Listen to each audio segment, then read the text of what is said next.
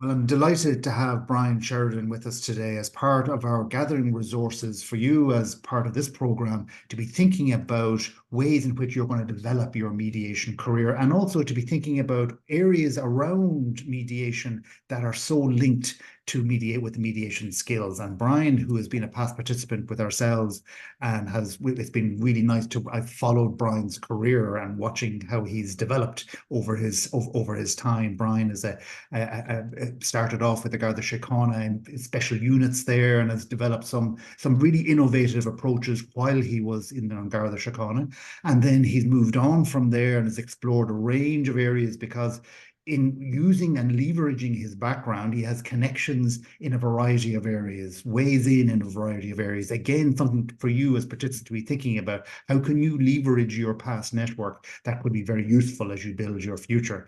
And Brian is particularly has looked at the area of restorative practice and become a practitioner in that area and sharing those lessons and that approach in a variety of areas. So we're just going to take a couple of minutes to chat with Brian and just to see where this area developed for him. So maybe wherever you'd like to start, Brian, but maybe just tell us a little bit about restorative practices and what is it, that attracted you to it, Brian, as a way to start. Yep. Thanks, Luke. Yeah, I suppose restorative practice came from restorative justice, and I won't go in too much into the history of it, but it's a practice where people take responsibility for their actions, and a big part would be training people, because there is training involved, because we're not great at it really, but developing emotional literacy, understanding, their feelings, other people's feelings, their own emotions, and other people's emotions, and that. So that helps you develop empathy. Okay.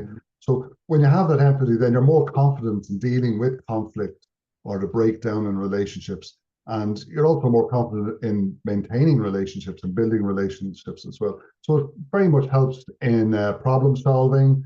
It helps improve your own well-being and reduces your stress, not just your own stress, but it tends to reduce stress in teams, whether that team is in a social setting or more often a business setting, in schools, and that, so it reduces stress levels for everybody, So it's really what it's about, I suppose. It's working to build relationships, resolve conflict and that, but you're working with people and rather than to them or for them or whatever. It's kind of that restorative kind of angle, is kind of working with people in a collaborative sense. So that sounds very different to what you used to do, Brian, I would say. Or, what do you see was the evolution of yourself going into that area? What attracted you to when you saw that whole approach of restorative practice? What is it that really attracted you to that? Okay, well, I, as part of my journey in Garda Síochána in my career, I worked in community policing in Tala, and a sergeant at that unit. I was involved in agencies around there trying to build community safety and people's confidence in the community. And Tala has developed a lot over the years, but it did go through a stage where people were kind of less confident and felt less safe in their community and that. So we work with different groups, statutory agencies as well as NGOs and that in Tala. And around 2010 then, and as part of that then, we got together and we had a look at restorative practice and had a look at it over in the UK, and that I was kind of brought it into Tala, into communities, and it kind of developed from there. And I moved on in the guards and that, but it developed very much, and I suppose the lead agency out there was the Childhood Development Initiative, because it was seen very much as supporting the child's environment, and whether it be in the home or in the school. So there's it has been delivered locally in schools and that, and kind of since then it has been developed and widely delivered in the education sector, like by the Department of Education, and particularly by the Professional Development Services for Teachers, the PTSP, and so they roll out that every year as well. But I saw it as the guards then as something that was very useful, a very useful, excuse me, a very useful tool to Mm, resolve conflict in the community and to help people resolve their own conflicts and mm. maintain relations. Yeah, and would you have met even when you were doing it in the Guards before we come to what you're doing now? Would you have met resistance? You know, people just want to punish, punish, punish, lock away, deal with. I mean, how were you actually using it in the day to day? You know, to break that perception down. Well, look, and I have to say, like the Guards have come a long way. It was restorative practice and restorative justice did exist in juvenile liaison and that, Mm, and the mm. juvenile justice sections of the Guards. So you had JLO officers Yes, using it there for young people, that'd yes. be people over the age of 18, and you would have restorative conferences and that and cautions and stuff using the principles and values of restorative justice restorative practice. But certainly, it had changed that it was seen in the Guards that was the area that restorative practice existed, rather than kind of out on the street, Yes. where I suppose the Guards were a police force and responding to incidents and that, and society wanted to see the Guards, I suppose, dealing with issues of antisocial behaviour and that, and bringing people before the courts, Mm, and certainly there's that's very important. But around the same time, around 2010, and that restorative justice was kind of, and mm, restorative justice services were starting up in Tal as well, which was great. And mm, they've developed, they have a remit for the whole of the Dublin area and much beyond as well. mm. So we could certainly see at that stage that there was that restorative practice, restorative justice very much had a place in the Yeah, community, yeah. and also in the statutory agencies and how they interact with the community. Mm, mm. And those, you mentioned a little bit earlier, Brian, the restorative practice themselves, empathy. Can you say a little bit more about the specific practices or the specific principles of restorative practice? Yeah, well, I suppose the values, Luke, would be respect. First of all, you have to kind of respect for everybody. Like if you're dating, say, in a circle, like you mentioned, a circle of restorative practice, and people do sit in a circle, Mm, um, and if that brings everybody's on the same level, and physically, and that sort mm, of helps people open up and to share the stories and that, so you don't have a hierarchy then. And mm, somebody who's facilitating a circle then would model the values of restorative practice. mm, They would make themselves kind of vulnerable in that. So there's a lot about talking about I and yourself and that. So if you're modeling that, people then are more likely um to reflect that back to you. yeah, Okay, so more likely to talk about what's important to them and mm, how they feel and what their needs are. Because mm, really, it's about establishing that. The same as the mediation. You need to establish what people's needs are rather than what they want to kind of solve problems. yeah, So you have respect, you have interconnectedness, so everybody works together in a collaborative manner mm, and feel that they have a relationship and a kind of valuable relationship with the other people. Uh, Fairness is really important, and that's a skill that you just have to learn.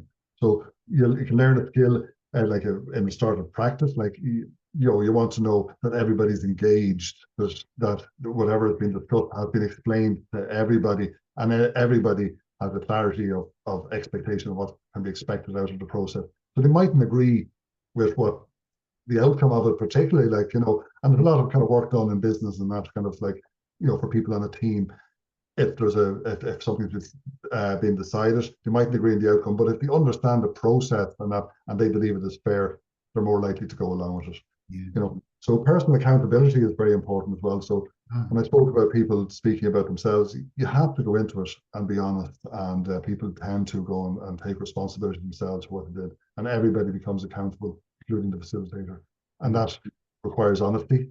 Okay, mm, so mm, be honest there. There's collaboration, mm, and collaboration kind of goes with problem solving. So it's not all about resolving problems or issues in the office, or or some issue that misbehavior or whatever that has to be sorted out. mm, Very much used to build relationships, and also and to problem solve and to work towards kind of setting goals or whatever it is, and everybody feels then that they have a voice in it and are mm, more likely to engage and are more likely to stay with whatever program that you come up with. mm. No, that's, I mean, there's just so much there, and I can see so many crossovers with mediation, but Yeah, it's a really lovely facilitation tool because I've used some of it myself, but it's such a lovely facilitation tool with a team, or as you say, with a community group. And again, and I love what you said, it doesn't have to be just about conflict, it can be about just developing a team and to abs know. abs absolutely. And look, it requires a whole team approach as well. Like, so it's not something that is just rolled out when there's a problem arises, when there's a row or whatever like that. It's, it has to be there. It's part of the structure, it's part of the culture and that. So everybody knows, and that's the fairness as well. So everybody knows the processes that are going on. Everybody knows that if there's an issue later on, if an issue does arise, how it's going to be dealt with. Yeah. Nobody's going to be ambushed. There's nobody going to be brought into a star chamber, so to speak, and kind of cross-examined. They know the questions are going to be asked, and it's really that they're allowed then tell their story, Mm, So, but that's important when there's no conflict as well, that everybody is allowed to tell their story, and other people listen. mm, And really, you're talking about the crossover, Luke. One of the big things across over between restorative practice and that and mediation is the listening. And I know in your courses that's something you kind of talk about from the very start is real and active listening and what that involves and that. mm, So people feel that they're heard is mm, really important. And it could be the first time that they've been heard. yeah, And if there's some sort of dispute or something, part of the grievance mm, probably is that nobody's ever listened to them. yeah, You know, yeah, so from the very start, they're given an opportunity to speak and to mm, tell give their account of what yeah, happened, for what yeah, it is worth. And from their mm, point of view, it's their story, and absolutely, and they deserve to be heard, and yeah. they deserve to have people listen to them. And Listen to it them. does generally when people have a story, it does bring around a shift in the room, and that and Mm, mm, we talk about that paradigm shift, but it does happen after yeah. people get to give their account. I, and I can see that it's like developing a really strong psychological safety in the Yes. process, isn't it? I mean, all those words you talked about, respect and listening and the collaboration, everybody being equal. I love that there's no hierarchy in the room, the facilitator modeling. Yeah, and it's a great way to do business. And I know, like, when people like in business and that, like, if you, there's no point in kind of having it, or in a school that the students have to have it, be involved in the startup practice. It has to go all the way to the top. So in the staff room, in your board meetings, in Mm, your team meetings, and that you kind of meet with and use restorative practice principles, yeah. and and training it, and say something as simple as that when you start a meeting, that everybody checks in. How Yes. are you this morning? So, Yeah. how are you this morning? What's your energy level like? And what are you looking forward to getting from this meeting? Mm, You know, and it brings everybody into it, and everybody gets a chance. mm, Voluntary, of course, if they want to, they can say, look, I'm feeling very tired this morning. mm, My kids are mm, up on or whatever it is. mm, So straight off, we know that mm, person that came in with whatever is going a little bit of what's going on in their life, that yeah. helps the interconnectedness, Yeah. and and it also gives us an understanding where they're coming from, because otherwise we might think that they're disinterested, or they're Mm, just mm, practiced, they're just tired and that. yeah. And at the end, then we do the same. Just go back around and check Mm, in with everybody, and you can bring people out of it. You can say, well, what are you looking forward to doing tonight? Or you can ask them the question, well, what are you looking forward? How a little mm, bit how they're going to implement the plan. Just mm. a little bit check in around. So it's really useful when it's a whole organization approach, and it really helps with the building and maintaining relationships. Mm, mm. That's tremendous. I would just want to finish on this now, but just as a sort of a summary, what I can certainly see is for people who are going down the mediation track, but who Yeah, are now really trying to deepen that track and add on other linked yeah, processes, it is yeah. such a natural link. Yeah, it really is, and it's a tool that you bring into it. And if there is a conflict, if one person in the mediation, and I've used this, feels that harm was done to them, Yeah. and there's great tools there for dealing with that, like, for having those difficult conversations, so you can have a safe kind of way you explain to the different people involved in it, this is what we're going to be talking about. These are the exact questions we're going to be asking you, Yes. and it's not stilted that you have to go A, B, C through the questions. It's Mm, just start off with what happened. There's some questions and in between, Everybody knows what they are, and you just help the person through that. And in the end, then you decide what happens next. Yeah. And that's exactly the same as mediation, really. It starts off with the storytelling, and in the end, then you come to some sort of resolution and, you know, building your agreements together. So it's really, really simple, similar, but it's a great way of dealing with harm that actually happened or is perceived to have happened, whatever, and it gets it out in the open, you know. And is there a good resource that you could point us to, or a website apart from your own wonderful website, of course, and do tell us about that? But is there a resource or something that you'd point that would just give us? I love when you talk about these questions that are the same for everybody. I mean, Yes, like that would yeah. be great to be able to share. Look, there's lots there. You know, there's a question. Restorative Practice Ireland. There's a website there. It's new. It's been built. You know, it's been expanded up. Restorative Practice Ireland really is a kind of a, you know, you'll find kind of lots of links to organisations out there. You know, and as it goes along, we're building up the tool. You know, kind of the tools used, like non-violent communication is very strong in restorative practice. You know, on top of, you know, kind of vulnerability and the you know, kind of empathy, listening. There's lots of tools around fairness and understanding if somebody's angry, you know, where that comes from. You know, so you know, and really it's about to understand that, I suppose. You have to do the training, you know. Yes. So you have lots of opportunities out there to train. Yeah. It's not huge. It's generally common sense, and people that work in sectors where there is a lot of conflict will find that they tend to use it anyway, but this puts a shape on it. Okay, so confidence that they can go in. They have language that is safe to use. Okay, they're not going to press people's buttons and upset people, you know. So go into a situation, whether it's a kind of a land conference or something that happens after an incident, or they land in hot in the middle of a row. So they know exactly how to deal with that. They can deal with it in a safe manner. And from a management point of view, then you have a quality assurance then, because you know that your staff are going to deal with something, an issue or whatever, in a particular way. So if there's ever a complaint or any kind of review or whatever like that, you do have that quality assurance. Well, you know, my people kind of deal with this way. This is the way we all work. It's a whole organization approach. We use certain language here. It's safe language, and that, you know. So it's a valuable piece of learning to do for your staff. Totally, Brian. And I really appreciate just getting an insight into it and allowing our participants to get a flavour for it and to know that there are places to go. You talked about Restorative Practice Ireland as a good place to go. And we'll also put up at the end of the video your own, if that's okay with you, your own website, if anybody wants to link in you on that. So is there any final thing you'd like to say about it, or? No, I just say I absolutely enjoy it. I do believe, because I've seen the practical application of it in the community.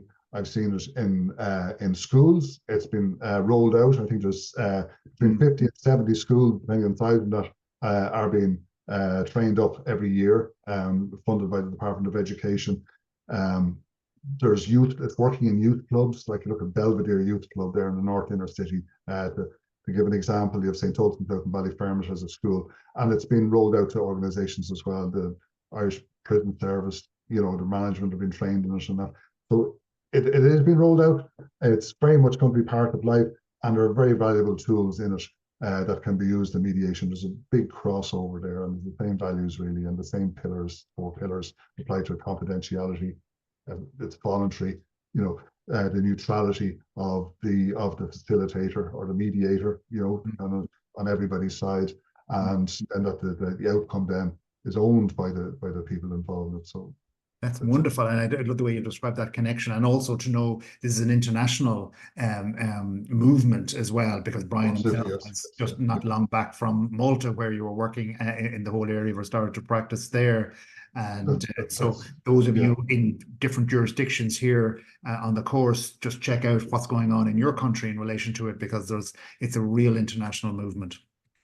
Absolutely, and it goes as far as a restorative city. Certainly the cities in the UK and that, and they kind of try and run the whole city as a restorative city. Wow, that's amazing. That's amazing. So can we thank, on behalf of the participants, Brian Sheridan for his time today? I really appreciate it, Brian. Really always good to connect with you. Thanks very much indeed. Thanks very much, Luke.